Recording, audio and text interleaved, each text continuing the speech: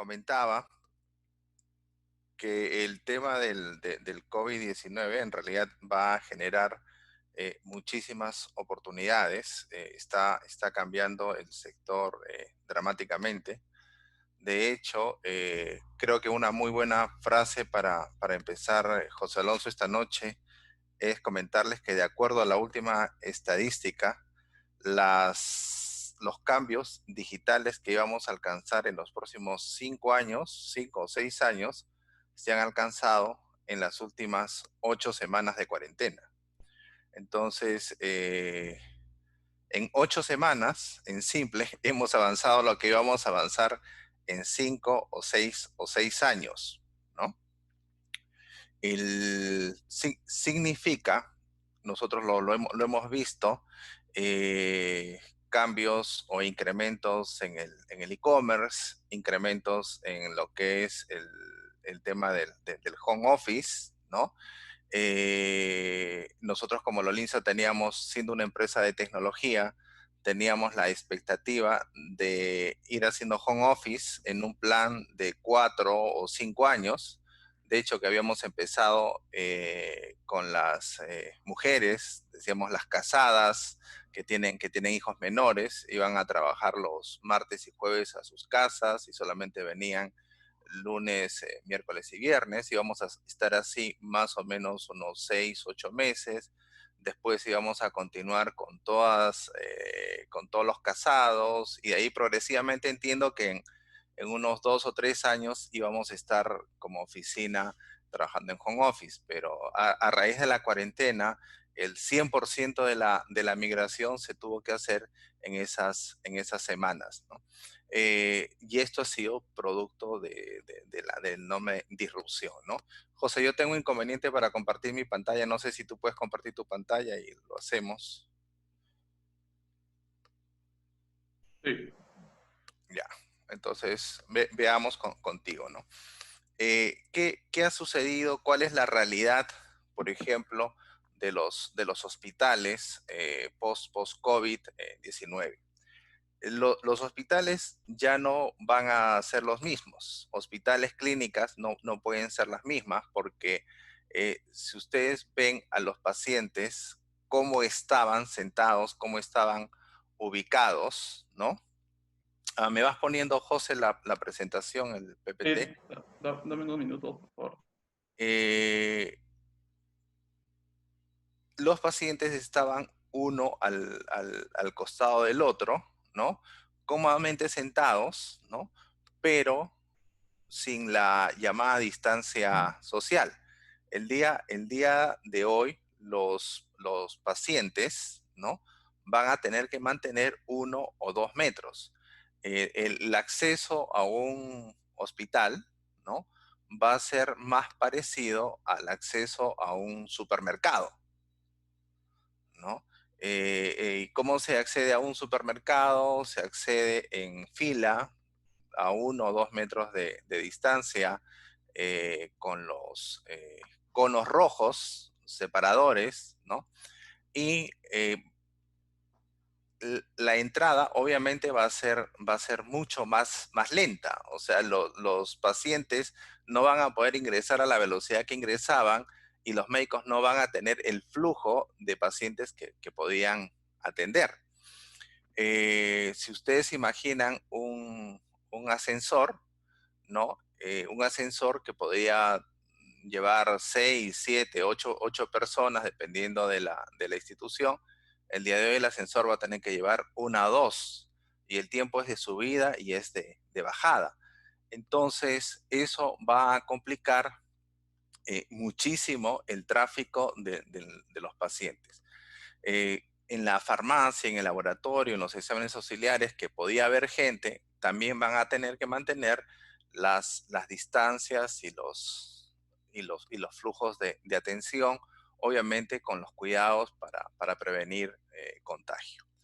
En resumen, si nosotros sumamos todas estas variables, va a significar que los hospitales no van a poder atender más allá del 30 al 30 al 35% de los pacientes que usualmente atendían, ¿no?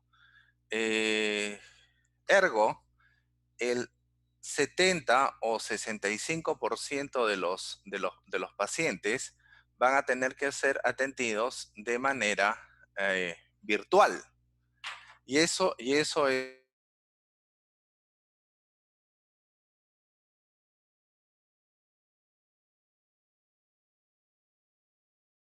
tener que mantener, la infraestructura de las clínicas se va a tener que mantener y los costos se van a seguir cubriendo, se tienen que cubrir porque van a ser el 100%, ¿no? No hay manera que los costos de mantenimiento de la infraestructura desaparezcan o bajen en la misma proporción, ¿no? Entonces, esa es la realidad de los hospitales, ¿no? ¿Cuál es la realidad de los pacientes?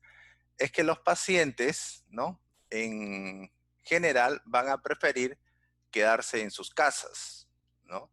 Los pacientes van a tener miedo de contagiarse. En promedio ahora se estima que están asistiendo a una consulta presencial por cada 3 o 4 consultas virtuales, ¿no? 3 en algunas especialidades, 4 como en gastro, ¿no?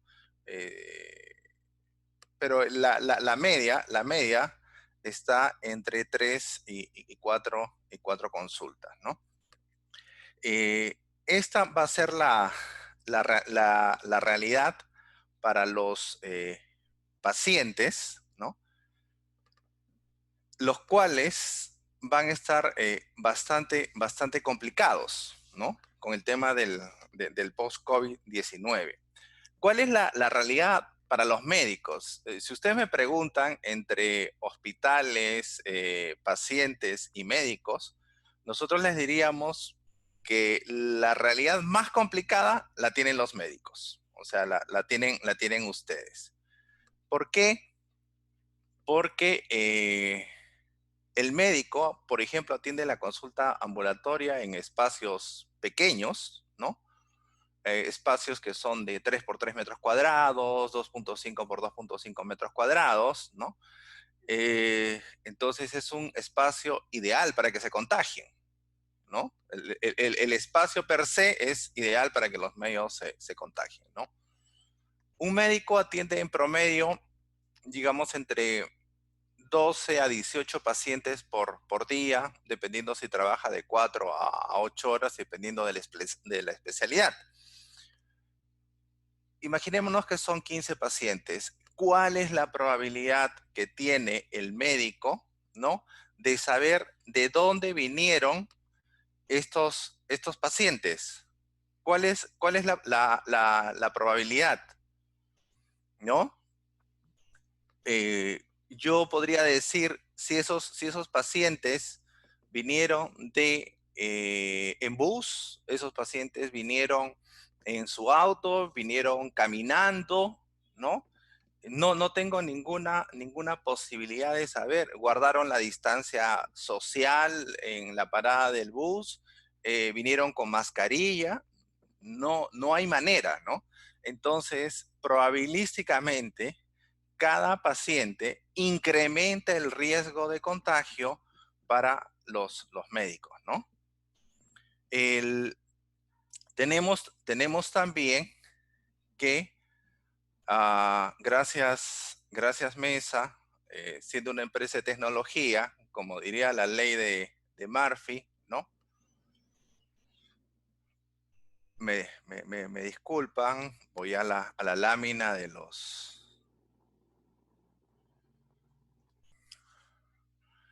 José, ya se ve mi pantalla. Sí, Gracias. La ley de Murphy, lo que podía fallar en tecnología va a fallar, ¿no? Yo hoy día no podía compartir la pantalla, pero gracias a los tecnólogos también recuperaron la imagen rápidamente. Entonces, yo les decía que no hay manera de que un médico pueda saber de dónde han venido los pacientes. Entonces, cada paciente que ingrese es un riesgo para el médico, ¿no? Además, la consulta presencial va a requerir que el médico haga el examen clínico. O sea, el médico se va a tener que acercar, va a tocar al paciente, porque el examen clínico es lo que diferencia una consulta presencial de una consulta virtual. O sea, no hay manera de que el paciente vaya, se siente y el médico le hable, porque si es para eso, es una consulta virtual, no es una consulta presencial. Entonces el médico va a tener que tocar al paciente, ¿no? Y una de las ironías de la medicina, varios papers estiman que el mayor prestigio, la mayor experiencia de un médico se alcanza encima de los 50 años por la cantidad de pacientes que ha visto, por la cantidad de intervenciones quirúrgicas que ha realizado. Pero un médico de 50 años ya ingresó al umbral de un paciente de alto riesgo. Ironía. O sea, nuestros mejores soldados en un hospital van a ser los más débiles. ¿Ok? Entonces, porque ellos, por un tema de edad, tienen mayores probabilidades de contagio, ¿no? Y en este escenario, ¿no? Los ingresos de los médicos, de acuerdo a la especialidad, en las últimas 8 semanas, 10 semanas, y va a tomar algún tiempo a recuperarse, se han caído en promedio 50%.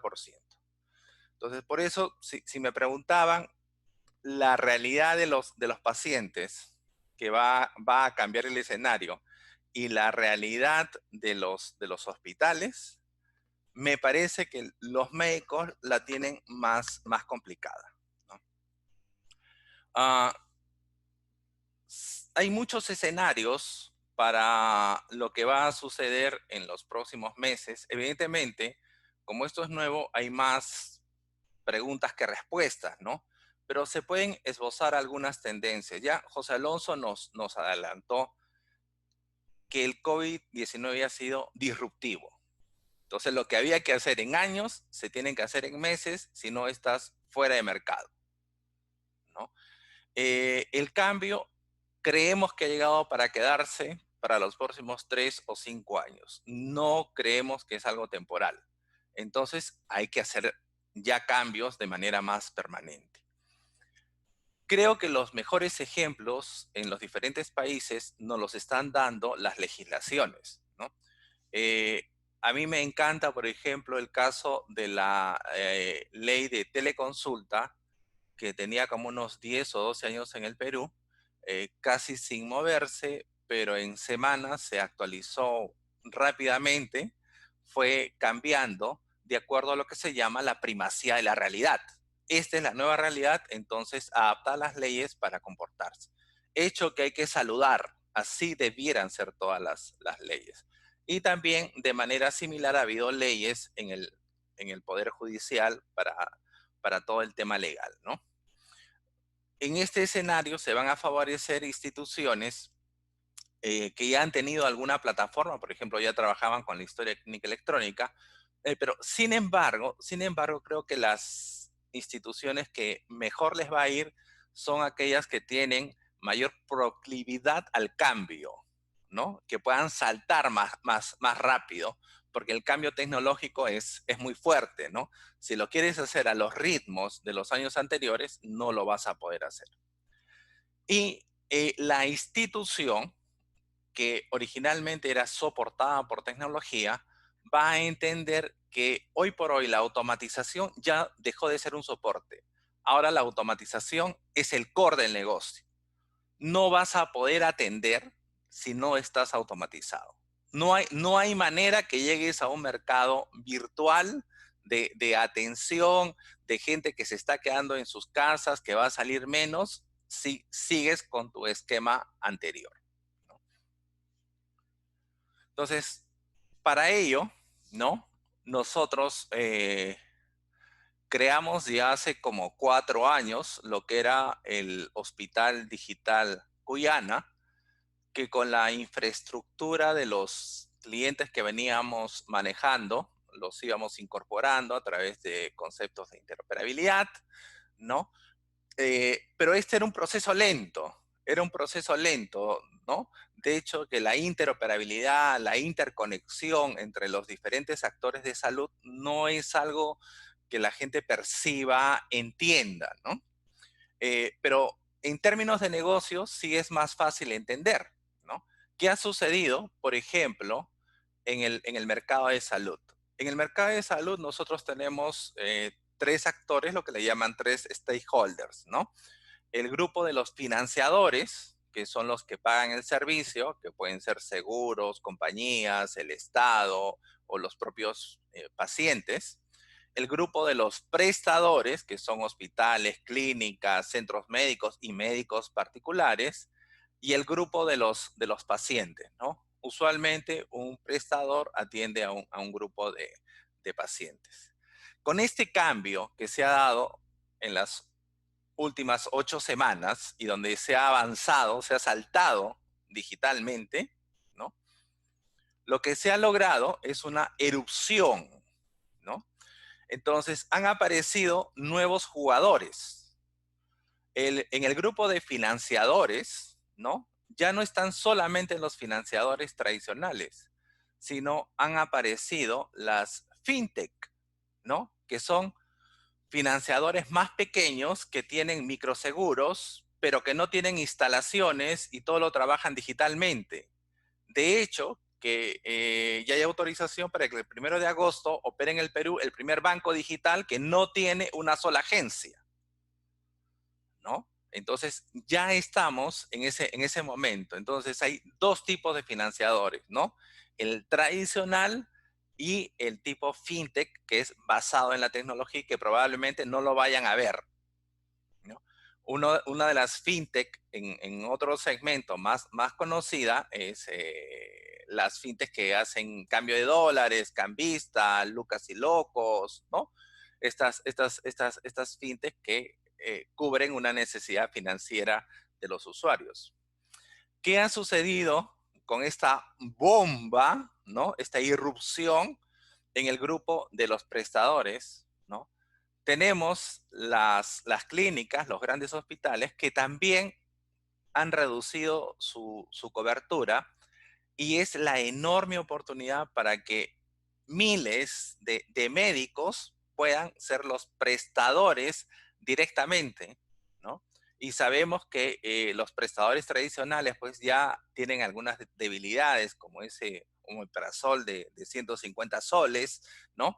Entonces, le da espacio, ¿no? A otros prestadores que con tecnología pueden brindar directamente el servicio y no necesitan el prestador grande para hacer negociaciones, por ejemplo, con compañías de seguros, para negociar con los paquetes del Estado o negociar con empresas, porque per se podrían tener el mismo volumen.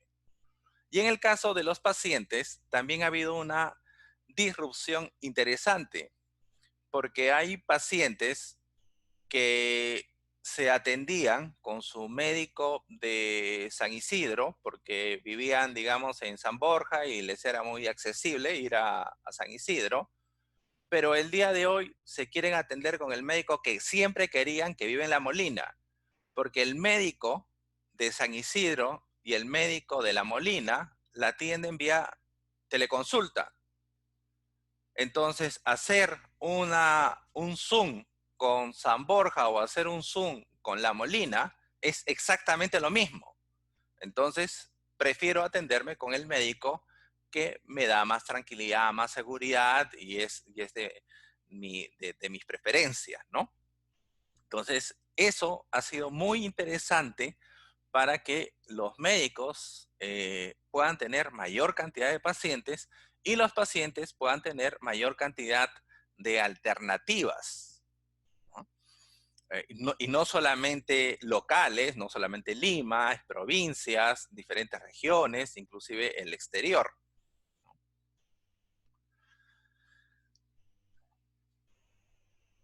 Esta disrupción ha hecho que el concepto de Cuyana Hospital Digital que veníamos trabajando ya hace algunos años también se acelere. Se acelere porque el médico desde su casa va a poder atender vía teleconsulta, que es lo más conocido hoy por los médicos, ¿no? A sus pacientes, pero también cuando requiera va a poder ir a su consultorio privado, algunos consultorios que inclusive se están rentando por horas, va a poder reservar una sala quirúrgica donde él desee para una intervención específica desde su computadora, va a poder recetar y que los productos vía delivery sean llevados a la casa del paciente, va a poder dar una orden de laboratorio y que el laboratorio vaya a la casa del paciente a tomarle la prueba de sangre, de orina, de heces, ¿no? Y cuando estén los resultados, el médico lo va a tener en su computadora para notificar a los pacientes, ¿no?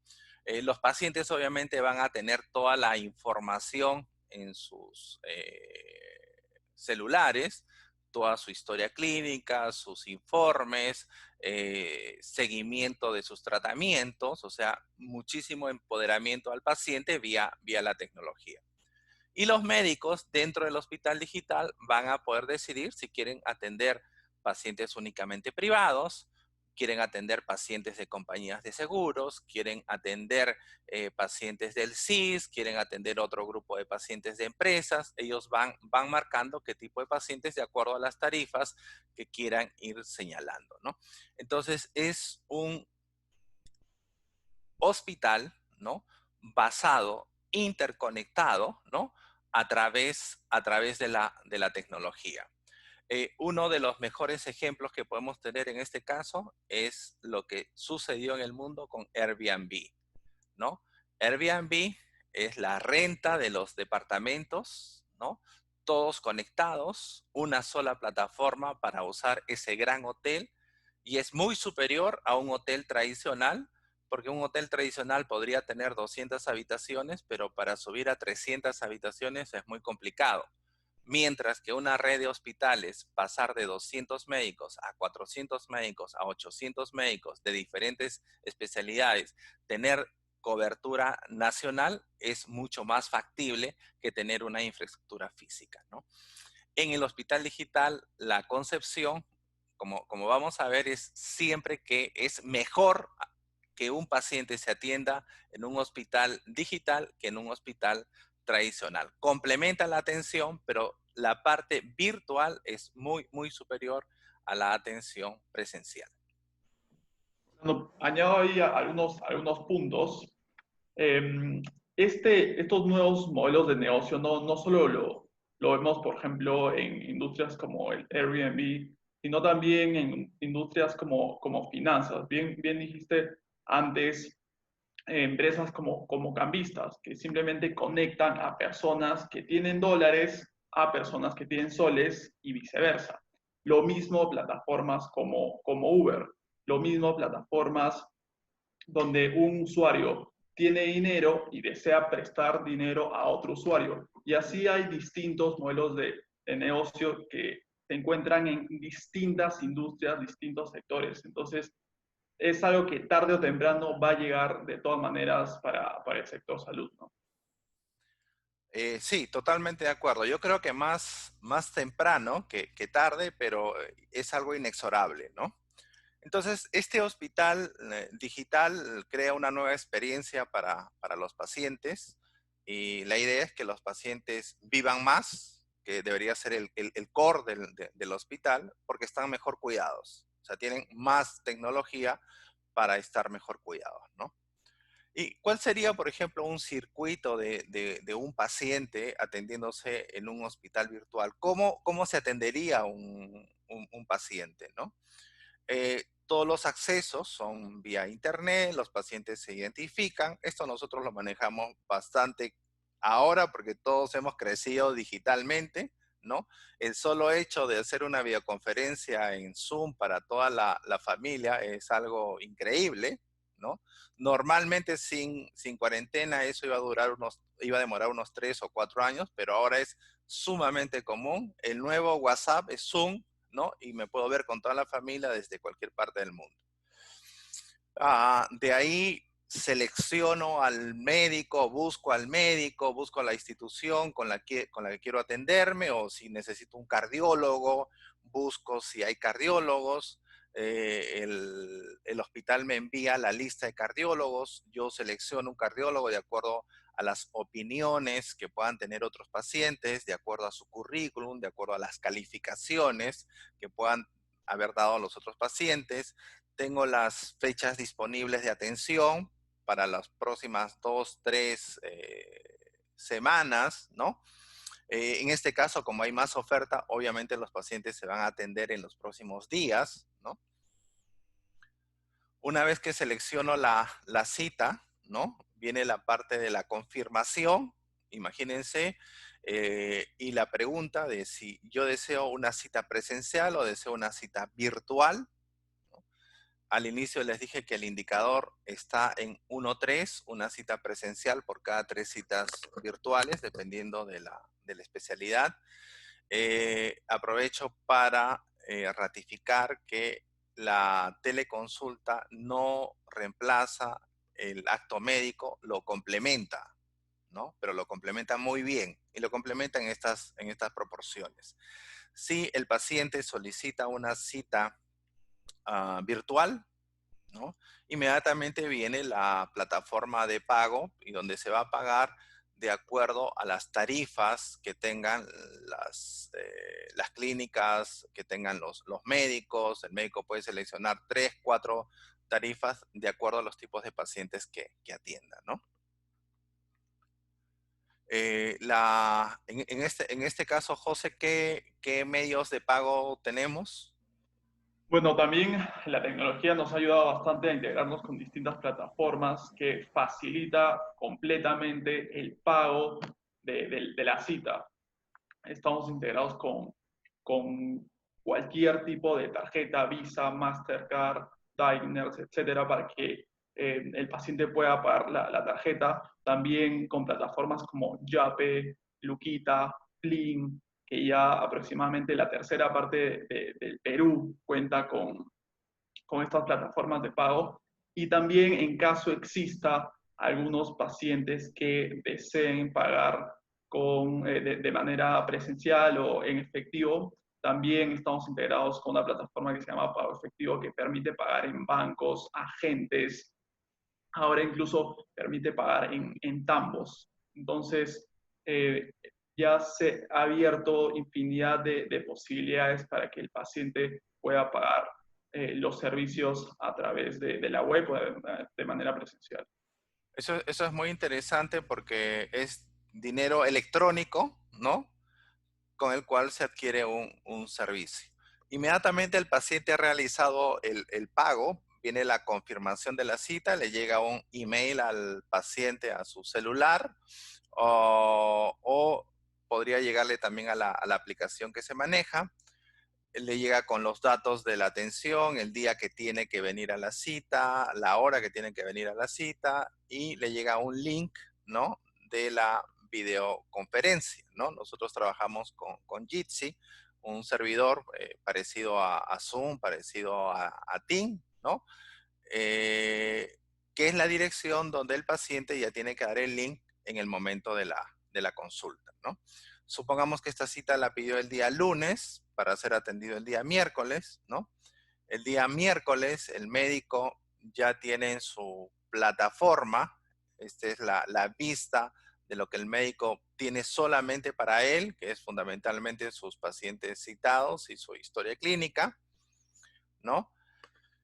En la lista de los citados tiene la relación de pacientes y horas en las cuales va a atender y tiene un iconito que va diferenciando cuáles son las citas presenciales y cuáles son las citas virtuales, ¿no? Cita presencial y cita virtual. La cita presencial ya ustedes la conocen, ustedes médicos la conocen y la cita virtual es lo nuevo, ¿no? Entonces, ¿cómo sería la cita virtual?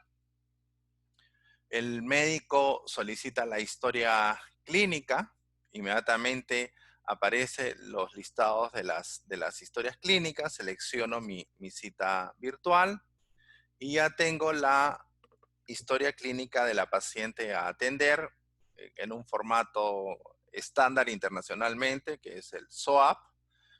donde se tiene la parte subjetiva, objetiva, el análisis, la prescripción. Este es un formato certificado por CCHIT en Estados Unidos. Nosotros vendemos software en Estados Unidos hace más de 10 años para que un proveedor de software le venda software médico a un médico, valga la redundancia, la empresa y la historia clínica tiene que estar certificada, ¿no? Se tiene que cumplir un estándar de alrededor de más o menos unos 1.500 requerimientos que tiene desde control de alergias, control de medicamentos LASA, ¿no? Edades, pesos, dosificaciones de acuerdo al peso, talla de los pacientes, ¿no? Hago esta diferenciación porque a veces hacer historias clínicas es un registro de datos que hacen únicamente los informáticos, ¿no? Pero hay criterios técnicos, médicos, y en todo caso lo más recomendable siempre es usar una historia clínica certificada internacionalmente. Ok, eso está en el lado izquierdo, ¿no? No vamos a profundizar en esa parte porque no es materia de esta charla, estamos conversando del hospital digital. Está toda la historia clínica y nosotros le damos clic a la consulta virtual, ¿no?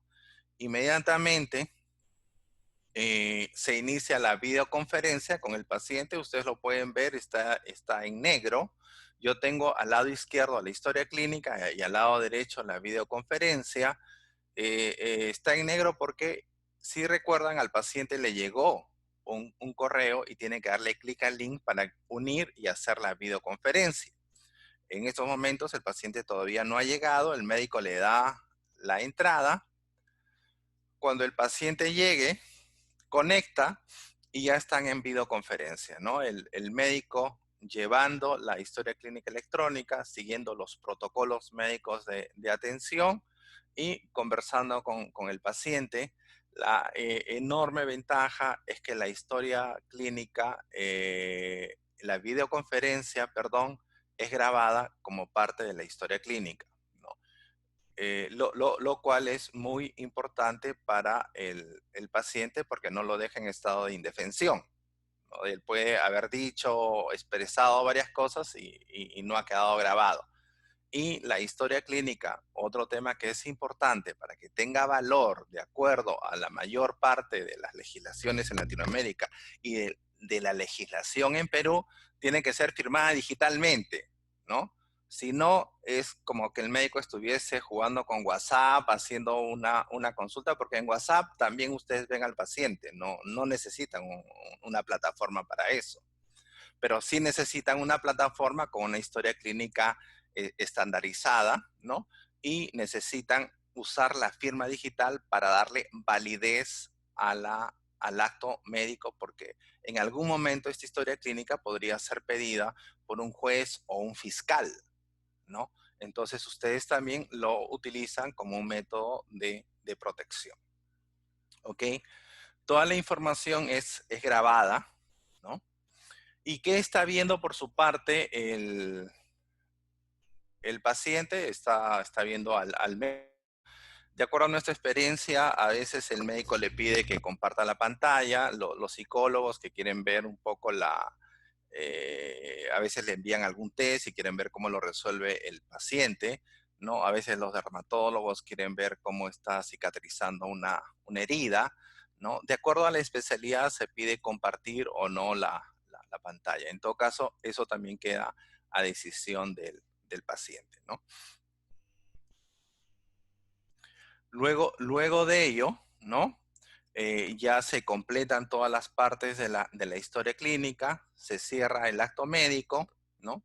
El médico despide al paciente, ¿no? El paciente se retira y le llega un segundo email al paciente, ¿no? Con las indicaciones. O le llega un email o puede revisar su app de Cuyana Pack, el paciente donde también tiene la información. En este caso tenemos el email. En el email nosotros podemos ver, ¿no? Que el médico le ha recetado un amoxil, cápsulas, ibuprofeno, bisolbón, algunas pruebas, algunas órdenes de laboratorio, exámenes auxiliares y le ha enviado educación para que haga terapia, ejercicio, nutrición, ¿no? Es la información que ya le está llegando al paciente. El paciente en esos momentos ya tiene la información y él, si es un paciente privado, puede presionar el botón cotizar, ¿no? O solicitar alguna farmacia y aparece ya el envío de receta electrónica a la farmacia que el paciente desee. Puede ser una farmacia A, una farmacia B. Si está dentro de un plan de seguros, el medicamento irá a la farmacia de la clínica, ¿no? Va a cubrir, obviamente, un porcentaje del costo de estos medicamentos. Entonces, el paciente decide, tiene los precios de varias farmacias. Recuerden que estamos en un hospital digital, ¿no? El hospital digital tiene cientos de médicos, tiene cientos de farmacias. A la fecha debemos tener conectadas alrededor de unas 354 farmacias a nivel nacional, ¿no? Médico con la misma receta electrónica, ¿no? Puede hacer su pedido a cualquiera de estas farmacias y si desea, obviamente, tiene que hacer el pago por los medicamentos, el pago total o parcial, dependiendo si tiene o no una póliza que lo cubra, ¿no? Cuando el paciente hace el pedido ya de los medicamentos, estos pedidos van en automático al delivery de las farmacias y el delivery le lleva los productos a la casa del paciente. Es decir, la atención de este paciente que ha tenido, ¿no? La consulta virtual con su médico, los medicamentos y probablemente el examen de orina o de sangre también se lo haga en su domicilio, ha sido 100% sin requerir la movilidad del paciente ni del médico, ¿no? No se gana mucho si el médico hace solamente la consulta y le envía la receta para que el paciente salga a comprarla, porque lo expone al paciente, ¿no? Cuando existen todos estos métodos de interconexión y virtualización y de interoperabilidad entre los diferentes actores, ¿no? Que minimiza el riesgo de la población. Esto es bien, bien importante todo lo que menciona Rolando, porque lo que estamos viendo es que no solo hay un empoderamiento para el lado del médico, sino también por el lado del paciente. El hecho que el paciente tenga acceso a su información clínica, a los medicamentos que debe tomar y no simplemente esos medicamentos en un papel que se puede perder en cualquier momento o por ejemplo, en mi caso, ¿en dónde estará mi información clínica? Debe estar en 20, 30 lugares distintos, sin ningún tipo de cuidado. Y obviamente, cuando yo voy al médico, no hay ningún tipo de seguimiento, ¿no? Siempre es comenzar de cero, las mismas preguntas, etcétera. Entonces, era simplemente resaltar eso, que el hospital digital brinda estas oportunidades para el médico, pero también hay un empoderamiento bastante importante por el lado del paciente, ¿no? Y también recordar a los asistentes que en los últimos 20 minutos aproximadamente vamos a estar respondiendo algunas preguntas y también hay un sorteo final. Gracias José. Yo la verdad que durante la cuarentena, porque este tema de digitalización ya se debió haber hecho hace años, y culpables somos todos los actores, ¿no? Yo me podía pensar en 8 semanas de cuarentena, qué pasaba con los pacientes que sufren de ansiedad, de depresión, ¿no? Que tenían que hacer el refill o que tenían que reponer sus medicinas sabiendo que las normas, ¿no? Les exigen a las farmacias vender contra receta médica. Y si no lo hacen, van a ser penalizadas por DIGEMIT, ¿no? O sea, el caos físico que le pueden causar a un paciente que tiene este tipo de patologías, ¿no? Y tecnológicamente eso lo pudimos solucionar hace muchísimos años. Y gracias, José, por tu comentario, porque es una buena introducción a lo que se está haciendo ahora con la tecnología, porque El hospital tradicional te va a dar un papelito con la receta médica, ¿no? El hospital virtual te envía la receta a tu celular. Tú, así como puedes pedir un taxi, recibes tu receta electrónica, pero la receta electrónica, ¿no? Viene con toda la información, por ejemplo, farmacológica de los productos, dosis, indicaciones, contraindicaciones. Te va informando si existe alguna interacción medicamentosa entre los productos. El médico ha tenido de repente una desatención.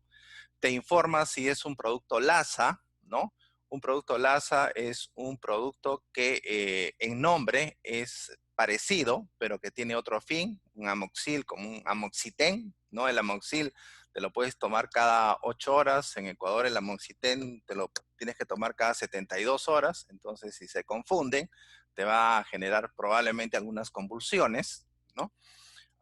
Como pueden ver, te permite ingresar a qué hora debes tomar los medicamentos y te va mostrando con alarmas como si fuese una cita, ¿no? Te toca tu amoxil, ¿no? Te toca tu ibuprofeno, ¿no? Entonces hay que tomarlo con algo de comida, con el estómago lleno, te va guiando y además tú tienes toda la historia clínica, la estadística de tus resultados, todas tus pruebas anteriores, ¿no? Totalmente disponibles, ¿no? Eso evita, por ejemplo, que tú en la mañana hayas ido al gastro, el médico te dijo que tienes gastritis, ¿no? Y en la noche, por mala suerte, jugando fulbito, te quebraste una pierna, entonces el traumatólogo te va a poner un tramal, pero claro, él no sabe que tú tienes gastritis, tú tampoco le has dicho por el dolor, y claro, te va a hacer un forado, pues, ¿no? Si tú ya estás débil, pero ha sido simplemente por falta de información, porque si el médico hubiera tenido la información, probablemente te hubiera colocado un protector gástrico previamente, ¿no? Es de este tipo de tecnología, ¿no? La que nosotros llamamos la de empoderamiento al paciente, ¿no? Le da más fuerza, más poder, más protección al paciente, ¿no? También, y estas son parte de las diferencias que tenemos con un hospital tradicional, estamos usando inteligencia artificial, ¿no? Hemos comprado varios algoritmos. Y es muy interesante esto de los algoritmos porque nos permiten hacer triaje ambulatorio, triaje en emergencia. ¿Qué significa esto? Que los médicos, ¿no? Los pacientes solicitan una cita a los médicos, perdón, pero 24 horas antes los llama lo que sería un robot, ¿no? Para hacerle algunas preguntas, ¿no? Y estas preguntas van armando su historia clínica para que cuando el médico atienda al paciente ya tenga los datos básicos llenos, ¿no? Y una idea que ha sido generada por este robot de inteligencia artificial. Para que tengan una idea, este robot, ¿no? Normalmente es el cúmulo de la información de unos 200 o 250 médicos, ¿no? En emergencia, el emergenciólogo tiene que decidir en 1 o 2 minutos si ese paciente es categoría 1, 2, 3, 4, ¿no? De acuerdo al modelo que usen, americano, canadiense, australiano. Dependiendo de eso, su vida está en riesgo, entonces requiere un tiempo de atención. Entonces, en el triaje, en la parte de emergencia, las preguntas son hechas por inteligencia artificial y el nivel de certidumbre es mucho mayor, ¿no? Porque obviamente es como un cuerpo médico que está en la consulta en ese segundo para decidir qué tipo de categoría es ese paciente, ¿no? Asimismo, si los pacientes, por ejemplo, se hacen una tomografía, se hacen una resonancia, ¿no? O hay algunas fotografías de algunas zonas de la piel, los algoritmos pueden predecir cáncer de piel, ¿no? Con 93% de confiabilidad. Pueden predecir Alzheimer, ¿no?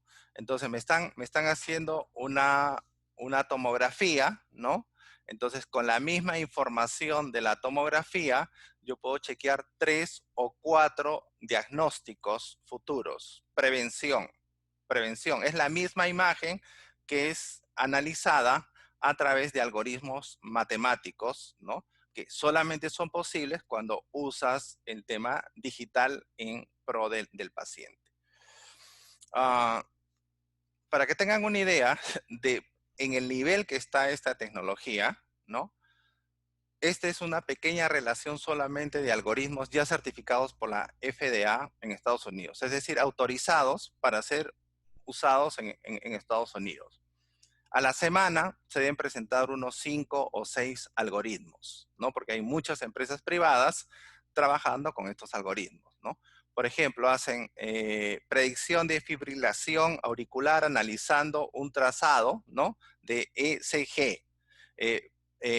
Predicción de enfermedad oncológica en pulmón e hígado analizando tomografías computadas o resonancias. Inclusive el COVID-19, ¿no? Puede ser detectado a través de inteligencia artificial. Nosotros trabajamos varias semanas con José Alonso justamente en un algoritmo que trajo Huawei a Perú. ¿Qué es lo que hace también el hospital digital? ¿Y cuál es la diferencia con un hospital tradicional?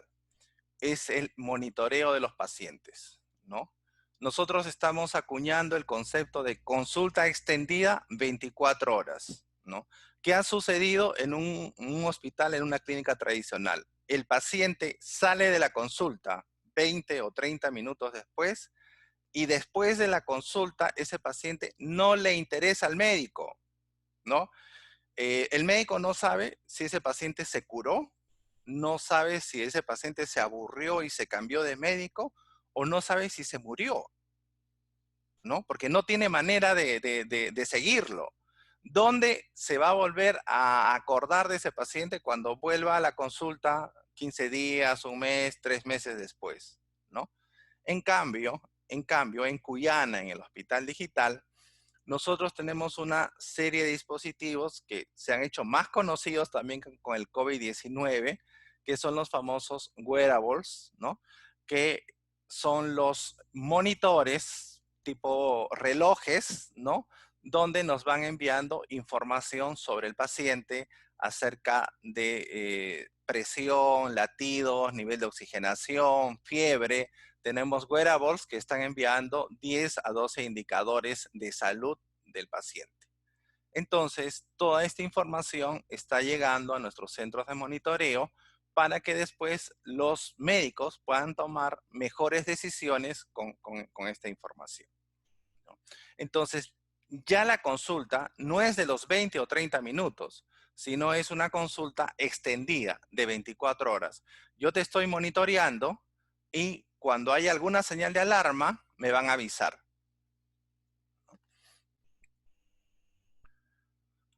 Cuando hablamos de un hospital digital como Cuyana y donde tenemos una serie de socios que brindan diferentes servicios, desde hospitalización, emergencia, laboratorios, farmacias, terapias, ¿no? Obviamente los médicos que trabajan, que pueden trabajar en su casa o que pueden estar rentando un consultorio, ¿no?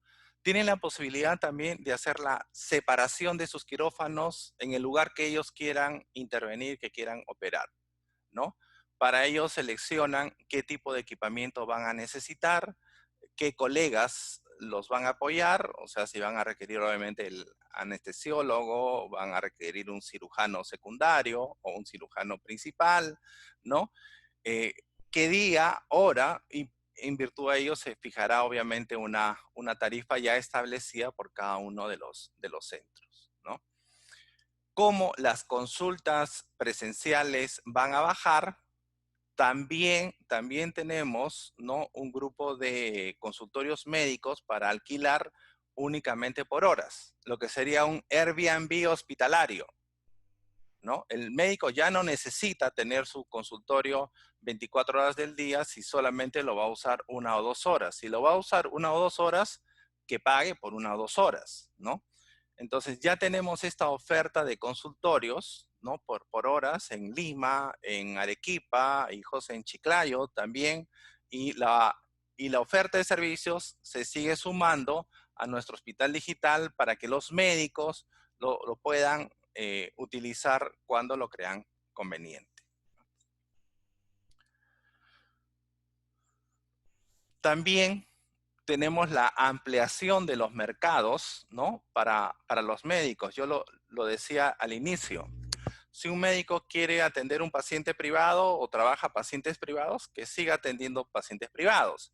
Pero tenemos la posibilidad y le ofrecemos de atender algunos convenios de empresas, medicina ocupacional, cuidado de pacientes. La idea de mantener a los ejecutivos sanos es muy importante hoy en las empresas. Mantener sano a un trabajador cuesta como 1, curarlo cuesta como 3.5. Además, ese empleado que se va a enfermar no va a venir a trabajar y cuando regrese va a regresar al 50% de su capacidad productiva y va a demorar unos 15 días en recuperarse. Entonces, desde ninguna parte, ¿no?, del negocio es bueno tener un trabajador que se enferma.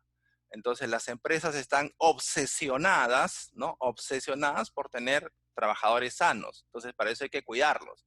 Entonces esa red de comunicación está atendida a través del Hospital Digital Guyana. Aceptan todas las tarjetas de crédito, como lo comentó José. Si quieren atender pacientes del CIS, obviamente de los convenios que pueda firmar el CIS, de los convenios que pueda firmar el Salud, los convenios que puedan firmar las Fuerzas Armadas, ¿no? Llegamos a las compañías de seguros tradicionales, ¿no? A los médicos no les gustan las compañías de seguros. Si no les gustan a las compañías de seguros, creo, José, con justa razón. Primero porque han canibalizado las tarifas de los médicos y segundo porque les pagan 60, 90, 120 días después. Entonces, en una red como esta, primero el médico decide cuál va a ser su tarifa, ¿no? Si un médico está cobrando, por ejemplo, 70 soles por una consulta ambulatoria, pero el deducible del hospital digital es de 40, el médico dice, no, yo le voy a cobrar mis 70. Entonces el paciente va a pagar 40, ¿no?, del deducible más el 30, que es la diferencia del médico. El médico nunca se va a perjudicar, el médico pone su tarifa de atención, ¿no? Y el paciente, ¿por qué pagaría más de lo que pagaría en una clínica tradicional? Porque el paciente también se va a beneficiar, ¿no? En la red de farmacias no se aplican los precios leoninos, ¿no? Ni estos precios tan altos que tienen las clínicas, sino se aplican los precios normales que uno encuentra cuando sale a comprar un medicamento, ¿no? No más omeprazol de 150 soles, ¿no? Entonces, por eso este es un modelo muy interesante, muy favorable para los médicos y muy favorable para los pacientes, ¿no? También los médicos tienen la posibilidad de trabajar, todo es si lo desean, es check, check, check. Quiero que me envíen pacientes privados, quiero que me envíen pacientes de compañías de seguros. Los pacientes de compañías de seguros, ¿no?, son solamente 1.800.000. O sea, es una cifra bien interesante para atender, ¿no?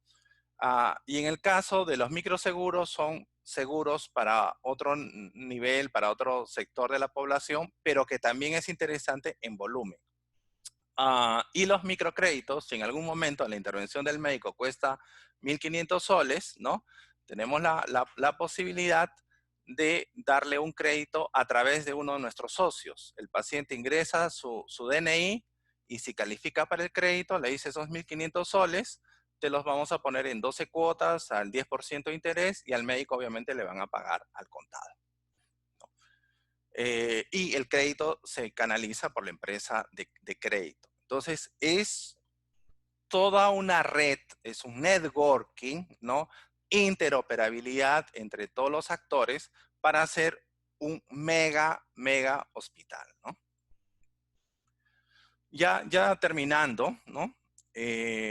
Parte de los hospitales y clínicas que estamos incorporando están usando también otro tipo de equipamiento, ¿no? Por ejemplo, dicen, vamos a aperturar con protocolos médicos o con protocolos de salud la atención a los pacientes y en el counter siguen poniendo 6 señoritas, ¿no?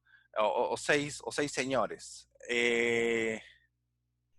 Claro, se enferma uno de ellos empieza a toser y a los otros 5 los tienen que enviar a su casa, ¿no? Porque eso es lo que dicen las normas del ministerio. Entonces hay que estar rotando de 6 en 6 las personas. Y ese es un trabajo que pueden hacer las máquinas, ¿no? Nosotros tenemos un equipo que son los Cuyana ATM, que son tipo cajeros, donde los pacientes se autoatienden, pueden pagar, reservan sus citas, pueden pagar la hospitalización, la emergencia de algún familiar. Yo no necesito una persona. Y los cajeros no contagian y no se contagian, trabajan 24 horas del día sin ningún problema, ¿no? También tenemos otro tipo de equipos que son los Cuyana ADM, que son los administradores de dosis de medicamentos, donde los pacientes, esto reemplaza a las farmacias, sobre todo en el caso de pacientes crónicos, los pacientes llegan con su código QR en su celular, lo apuntan a la computadora y solamente se abre el cajón que contiene el tratamiento del paciente, ¿no?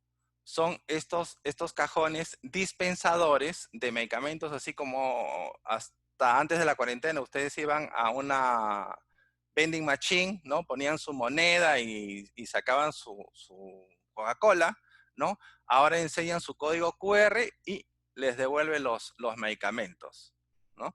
Evita la interacción de personas y protege a las personas y además en algunos casos como HIV, TBC, eh, eh, anonimiza a los pacientes, ¿no?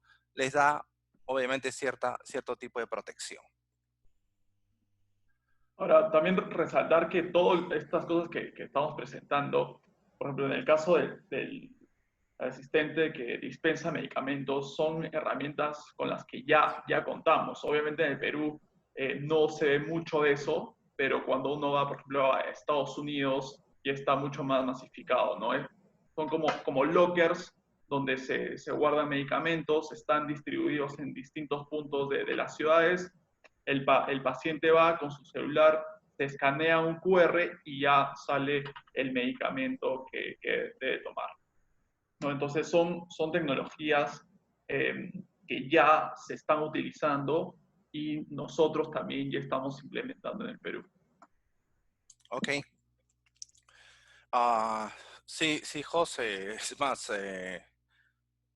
2 semanas antes de la cuarentena estuve en Estados Unidos y a mí me gusta mucho el básquet y el tenis y siempre aprovecho para, no sé si ir a trabajar y ver un partido, ¿no? Pero los hago coincidir y en este partido de básquet pedí simplemente una gaseosa y como hacía un poco de calor, pedí con la opción de refill, ¿no?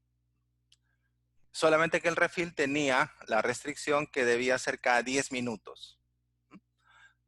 Tomé, estaba sediento, no me di cuenta que no se había cumplido los 10 minutos y me acerqué a otra, digamos, a otra tienda, que no era donde yo había comprado mi primer vaso, y leyeron el vaso que tenía un sensor y me dijeron, lo sentimos, no han transcurrido los 10 minutos, ¿no? O sea, tecnología de sensores en un vaso de Coca-Cola, ¿no? Para que vean qué es lo que se puede controlar, ¿no? Y los sensores se han abaratado una barbaridad en los últimos 10 años. Vayamos cerrando con la discusión del marco legal, ¿no? Hoy por hoy, en el mercado, creo que existen más proveedores de software médico que proveedores de mascarillas, ¿no? Existe una barbaridad de soluciones porque obviamente han llegado soluciones de afuera, ¿no? Pero hay que revisar el marco legal peruano. Entonces, de acuerdo a la ley 27269, ley de firmas y certificados digitales, ¿no? Se requiere que el documento, para ser reconocido legalmente, tenga una firma digital por alguna empresa que esté certificada por Indecopi. Ojo, puede ser Lolinsa, puede ser cualquiera, ¿no? Pero sí hay un requisito legal, ¿no? Otro punto que tienen que considerar los médicos es respecto a la facturación electrónica, ¿no? Y es respecto a SUNAT. La norma tributaria es muy clara, o sea, tienes que emitir recibo de honorarios, ¿no? Cuando recibes el dinero o cuando prestas el servicio.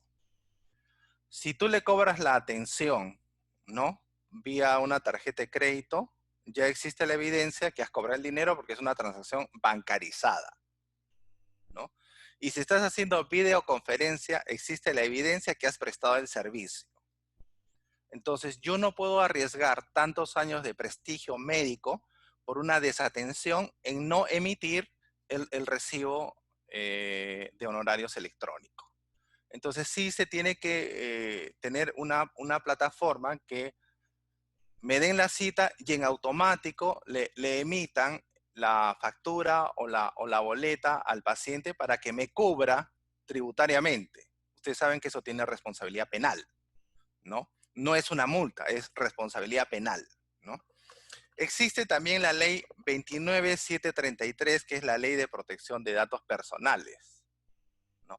Entonces, si las bases de datos se filtran y no tienen la debida seguridad, van a estar en serios problemas por incumplimiento de la norma, toda vez que existen varios estudios que demuestran que una historia clínica es 10 veces más perjudicial que un balance de una empresa, porque de ahí pueden demostrar que este es un paciente toxicómano, este es un paciente con HIV, ahora con COVID, lo publican y puede generar más daño que la publicación de un balance o de un tema financiero. Y el cumplimiento del resto de las leyes, la 30024, que es la que crea el Registro Nacional de Historias Clínicas Electrónicas, está pendiente este tema de que las historias clínicas se puedan centralizar en el MINSA, ojalá lo hagan rápido. Y la norma de telesalud, que insisto, es una norma o una ley que la han adaptado bastante bien, bastante rápido, para que los médicos puedan atender a los pacientes sin ningún problema, ¿no? Entonces, el cumplimiento del marco legal es muy importante para los médicos que estén ejerciendo actualmente en Perú. ¿Cuáles son las cifras de la atención virtual, de la teleconsulta en las últimas 8 semanas? A mí me han sorprendido estas cifras, ¿no? 94% de los pacientes mostraron satisfacción a la atención virtual. ¿Ustedes saben cuánto es el nivel de satisfacción de una atención presencial? 68%, ¿no? Y cuando le preguntaron a los pacientes por qué estaban tan satisfechos, 92%, ¿no? Dijeron que tenían más contacto con el médico, que el médico los miraba más. O sea, en una videoconferencia no hay manera que el médico no te mire, ¿no? Entonces sentían que de repente en la parte presencial el médico estaba anotando o estaba en la computadora y el tema de la mirada era importante para el paciente. Pero el 98% se sorprendió por la puntualidad. O sea, le gustó mucho la puntualidad de los médicos, ¿no? Porque te envían el link para las 4 y es a las 4. Y creo que el mejor ejemplo, José, ha sido esta conferencia. Se convocan a las 7 y se empezó 7:02, 7:03. Si hubiese sido un evento o una conferencia física, estoy seguro que hubiéramos arrancado 7:30, ¿no? Esperando que llegue la gente. Y toda la gente tiene la justificación del tráfico, no había dónde estacionar, etcétera. En número de atenciones presenciales y virtuales, estamos en 1:3, una atención presencial por cada 3 virtuales. El 82% de los ingresos han sido recuperados por nuestros clientes, ¿no?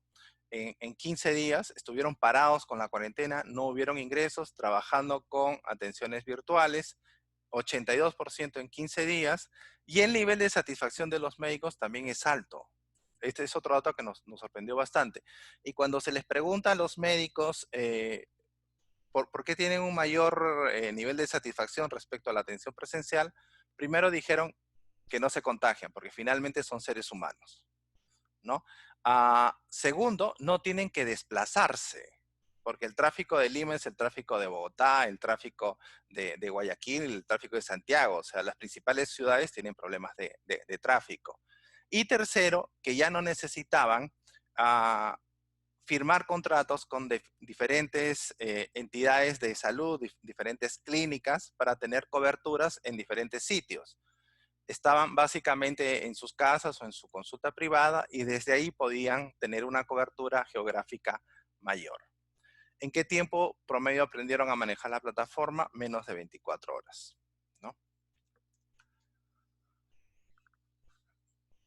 Y para ya ir finalizando, queremos hacer como un resumen y también hablando sobre justamente estas oportunidades que se están presentando tanto para el médico como para el paciente, ¿no? Las oportunidades que Cuyana, el Hospital Digital, les brinda principalmente a los médicos. En primer lugar, que pueden atender desde cualquier lado y en cualquier momento.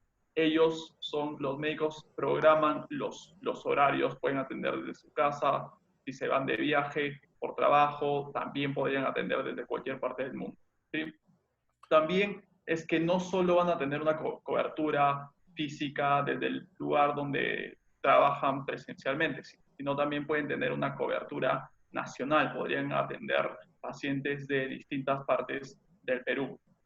Recordar también que pueden hacer uso de nuestra infraestructura, bueno, la infraestructura de nuestros aliados, de nuestras redes de clínicas afiliadas, también de consultorios, si es que desean hacer algún tipo de procedimiento, operación, cirugía, etcétera, también nosotros los ponemos en contacto con afiliados para que puedan utilizar esa infraestructura. Importante también lo que mencionabas, el acceso a un grupo importante, aproximadamente 1.7 millones de personas que cuentan con seguros, ¿no? Que a veces cuando el médico trabaja de manera independiente no puede atender a estos pacientes. A través del hospital digital sí lo va a poder hacer. También nosotros como hospital digital le brindamos la posibilidad de ofrecer los servicios a través de nuestra plataforma. Nosotros tenemos un equipo bastante sólido de marketing digital, estamos invirtiendo bastante también ahí para que todos los servicios de los médicos y en general de nuestros afiliados puedan ser expuestos a través de nuestra plataforma. Y también le damos acceso a nuestra herramienta que se llama CuyanaMed, que es una herramienta con la cual van a poder atender con teleconsulta, historia clínica, firma digital. Les damos también una plataforma a los pacientes para que puedan reservar su cita desde cualquier lugar. Y también ya yendo un poco más a los beneficios que van a tener los pacientes o cómo empoderamos a los pacientes. En primer lugar, lo que ya habíamos dicho, ¿no? El acceso a la información clínica que puede estar, el paciente puede acceder a esa información, a sus medicamentos, etcétera, 24/7. Hay una continuidad de todo el historial clínico, ¿no? Lo mismo, la atención con los mejores especialistas desde cualquier parte del Perú y también acceso a nuestra plataforma de monitoreo para que exista un seguimiento a la recuperación del paciente. Ahora vamos ya cerrando y también comentarles de qué manera se pueden afiliar al hospital digital, ¿no? Hay un pago inicial, que es un pago de $100.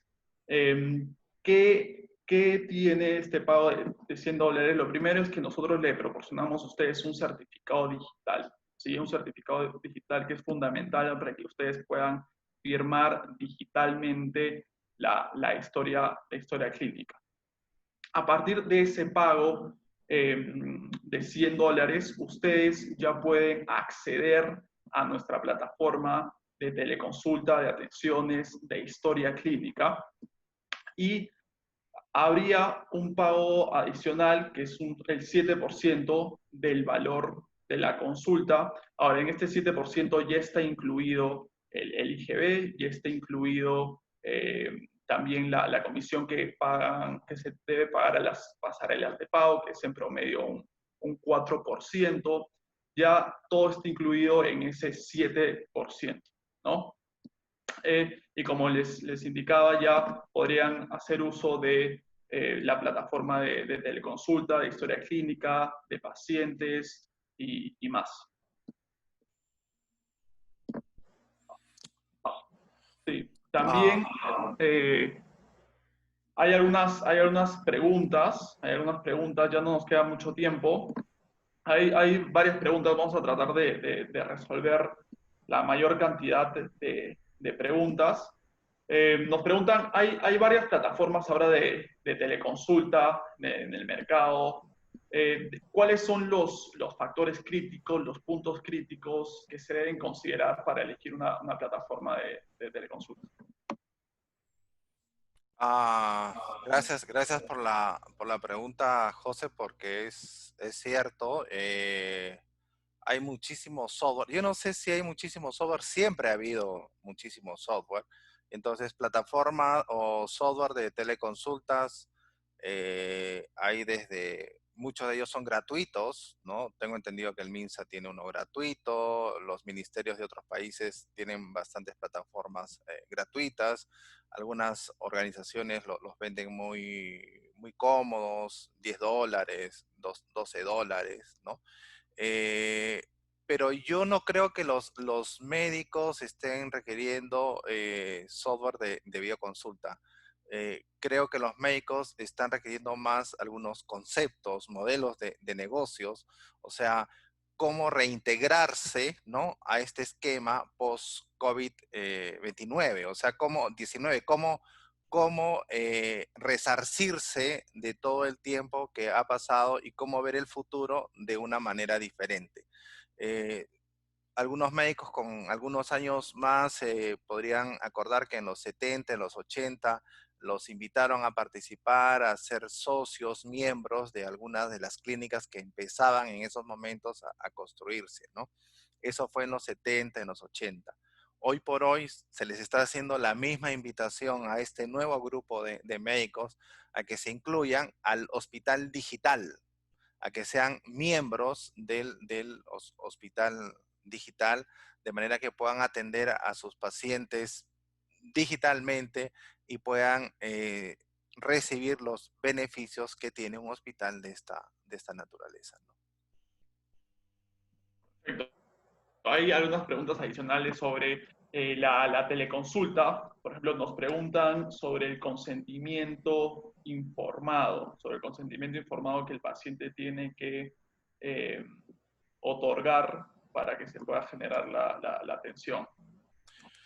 Esa es una pregunta muy interesante, José, porque la misma ley de teleconsulta, y lo podemos ver en algunos videos que han publicado los funcionarios, son más abiertos a lo que es la expresión de voluntad del paciente, ¿no? Que eso es, en ley, eso es lo que prima. Si yo me estás grabando y te digo que me autorices a esta intervención quirúrgica, estoy haciendo una expresión de voluntad y eso es el consentimiento informado. Entonces, que me informen, que me cuenten, que me den todas las pautas de cómo va a ser y que finalmente tenga la opción de decir sí o no.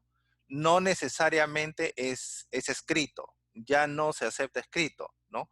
Basta con, y así lo dice la norma, que el paciente exprese oralmente su aceptación, ¿no? Y para eso están obviamente los medios tecnológicos.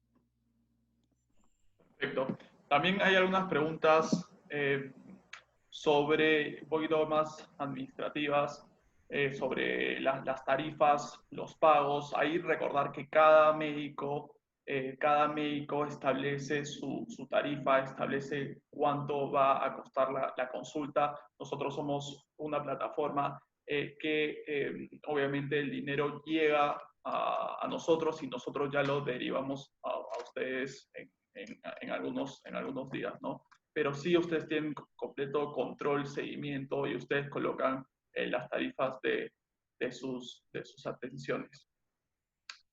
Y Eh, cada médico fija su servicio, si quiere cobrar 200 soles, 150, 50, 40, de acuerdo a su estrategia de mercado, ¿no?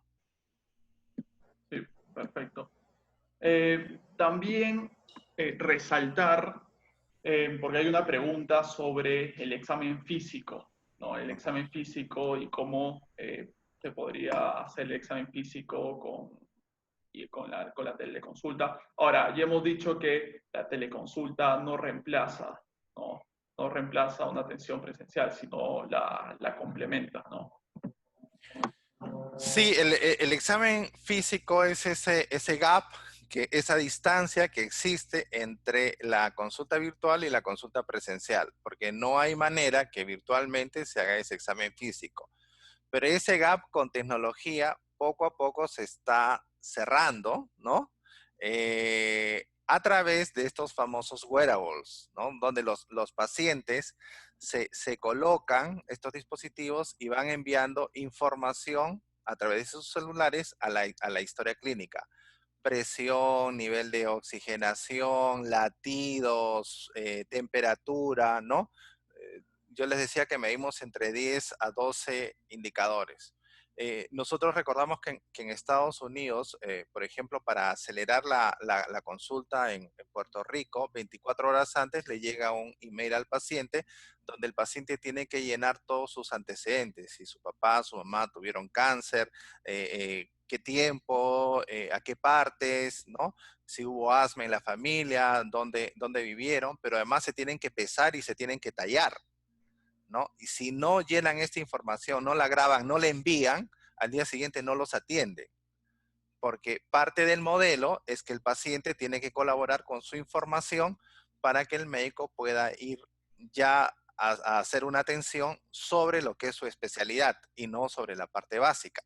Entonces, el tema de ir enviando información a través de los datos del paciente, porque hay ejercicios donde yo puedo medir cómo está mi capacidad pulmonar, y los wearables va a ser de mucha ayuda para ir colaborando con el examen físico, que por ahora no hay manera de sustituirlo totalmente, ¿no? Y la atención virtual o la teleconsulta no sustituye de ninguna manera, ¿no?, la consulta médica, la complementa únicamente. Perfecto. También hemos hablado sobre que el hospital digital se conecta con nuestros afiliados, con nuestros socios también, farmacias, clínicas, hospitales, laboratorios. ¿Cómo es esta plataforma o cómo es esta estrategia de interoperabilidad? ¿De qué manera nosotros nos integramos con todas estas instituciones? José, te voy a dar un ejemplo. Yo te puedo enviar un email ahora, ¿no? Cuando yo te envío un email, tú me preguntas, Rolando, ¿en qué formato me vas a enviar el email? Tú me preguntas, o yo te pregunto, José, ¿tú lo vas a abrir ese email en tu celular? ¿Lo vas a abrir en tu laptop? ¿Tu laptop es Intel o es Apple? ¿No? No, yo solamente te paso un email y tú lo vas a abrir en lo que tú quieras abrirlo, ¿no? ¿Sabes por qué se puede hacer eso? Porque en el medio hay un estándar de comunicación que muy pocos lo conocen, es SMTP, ¿no?, que permite conversar todos los lenguajes. En el sector salud, el estándar de comunicación es HL7. Entonces, en la medida que un laboratorio, por ejemplo, hay una prueba de bioquímica, ¿no?, o de microbiología, envía los resultados a un consultorio privado, si lo envía en este lenguaje, el médico lo va a poder leer muy fácilmente. Entonces, todo conversa con todo porque seguimos el estándar, ¿no? Eso es muy, muy importante. Eh, Creo que en Ecuador y en el Perú en algunos años pensaron que para que se pueda enviar información, ¿no?, entre hospitales, entre clínicas, entre laboratorios, tenían que tener el mismo software, ¿no? Y ese es un error mayúsculo, ¿no? Es como pensar que para poder comunicarnos todos tenemos que usar la misma marca de celular, ¿no? Lo que se tiene que usar ahora son estándares de comunicación y el hospital digital maneja esos estándares hace muchísimos años, porque recuerda que empezamos en Estados Unidos hace alrededor de 12 años, donde ellos ya venían trabajando con la historia clínica y un paciente que se atiende en San Borja a las 8 de la noche podría atenderse en Comas a las 8:30 y su historia clínica va a estar en línea perfectamente porque hay este tipo de estándar de comunicación. Ya para finalizar, hay algunas especialidades que trabajan bastante con imágenes, ¿no? Estamos hablando, por ejemplo, de tomografías, mamografías, etcétera. ¿Qué posibilidades o qué herramientas nosotros como hospital digital les brindamos a estos médicos para que puedan, que trabajan con imágenes, ¿no? Ah, gracias también por la pregunta, porque parte del hospital digital es que nosotros proveemos un PACS en la nube. Entonces, todos los centros de imagenología que están en nuestra red están enviando las imágenes, ¿no? A nuestro data center. Y estas imágenes también están conectadas con los software de inteligencia artificial, ¿no? Porque tenemos muchos algoritmos de inteligencia artificial para que las pruebas que se hagan sobre las imágenes puedan coadyuvar al diagnóstico de los radiólogos, ¿no? Y que también puedan ir hacia el médico para darle mayor información. Eh, y los lugares que tengan nuestros socios, también tenemos socios que tienen sus propios packs locales, funciona de igual manera, pero sí tenemos que tener un solo repositorio de imágenes en la nube para que el médico pueda tener toda la información clínica a su disposición y sobre todo el paciente cumpla el sueño de tener su propia historia clínica, ¿no?